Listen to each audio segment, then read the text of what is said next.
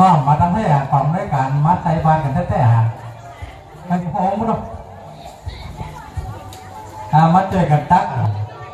ป้นเสียยังสัปปะตุกตังหลาดนะครับตุกเสียงแผ่นดินสุดตกไปตามพระพุทธที่ดงสงัดเศร้าตกไปตามพระสาวเจ้าที่พระพุทธเจ้าตกบะหมี่เมียแป้งย้ำเมื่อหนาวเมื่อยไข้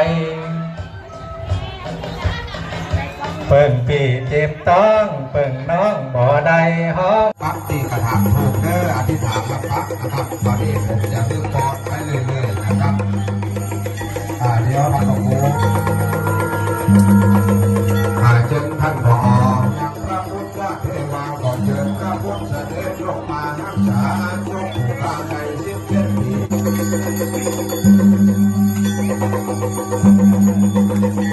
พี่น้องทุกท่านครับช่วงนี้